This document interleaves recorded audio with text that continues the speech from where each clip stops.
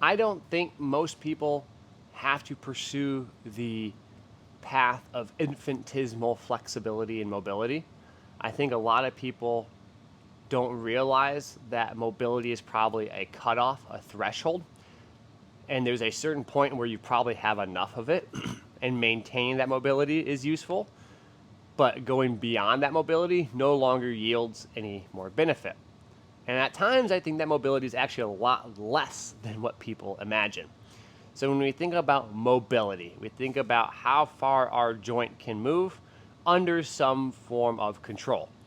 Now, this is arguably different than flexibility. Flexibility maybe is how far a joint can move, which includes like passive range of motion, meaning how far can someone pull my arm in a direction. And maybe that's total flexibility. Mobility involves the idea of movement, and you can control that movement. So, how far can I move my arm under volitional control with some stability? So, mobility is interesting because there's probably a threshold where we pass that, or where I guess where we could cross, where it affects our active daily living. So there's some aspects of mobility where there are potential limitations that influence how we move. A classic example, if someone gets hurt and they lose ankle range of motion, they're not able to fully get into push off in their ankle range of motion for plantar flexion, or maybe they can't load their dorsiflexion, that can cause some issues. I had a knee injury. I had to get terminal knee extensions the last 10 degrees. If we don't fully get those 10 degrees in knee extension, it can cause problems in my gait and how I move. When we get older, maybe our hips get tight and we don't have the ability to actually get into certain positions to get down and off of chairs. But maybe we have the flexibility to actually move our hips that far, but we can't actually produce the force that we need to lift ourselves, so we lack the mobility. So we have to think about, again, slightly different than just simply flexibility, but mobility, the ability to control. But it's not infinitesimal, meaning being as humanly mobile as possible does not always yield extreme benefits. There's probably a threshold or a cutoff in which it has effects that maybe are detrimental, where we lose some of that mobility. And that mobility is actually probably a lot less than what people maybe currently observe on social media. At one point in time, maybe it was underemphasized that we were not addressing the need for people to be more mobile and how that can impact daily life. But becoming excessively mobile maybe isn't necessarily detrimental, but I'm not sure of the utility of it. For example, if I wanted to have someone become the most optimal functioning version of themselves, if I thought about a slider scale, if we've ever played a video game and they have attributes that you can increase or decrease, I don't think an infinitesimal mobility attribute would be the only thing I'd want. I'd probably want some aspect of power, so the ability to move with some quickness or some pace. I'd like the ability to have some balance. I'd like the ability to sprint and jump and run in certain directions, and maybe some strength as well, and some muscle mass.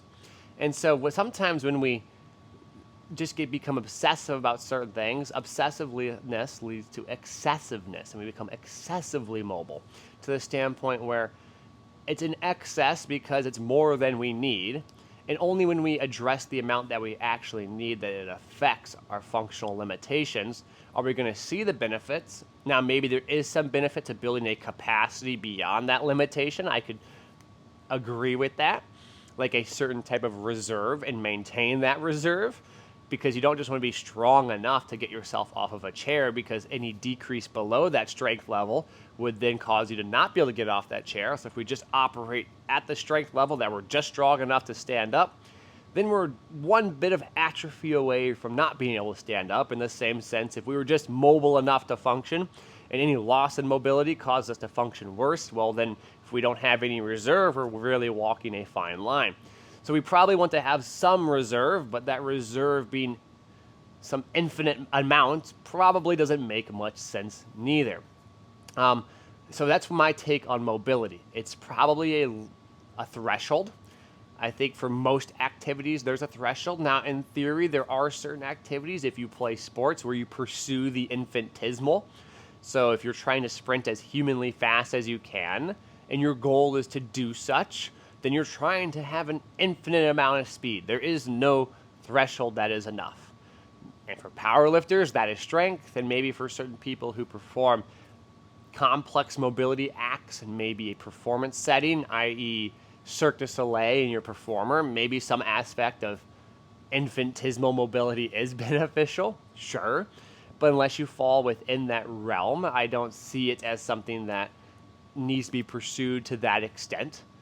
And then to kind of piggyback off of that, there are some people that maybe draw associations with mobility and performance.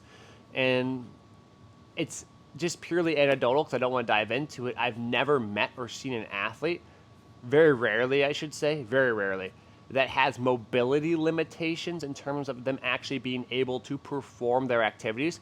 A lot of times people perform their activities in a minimal range of mobility because that's how their skill operates.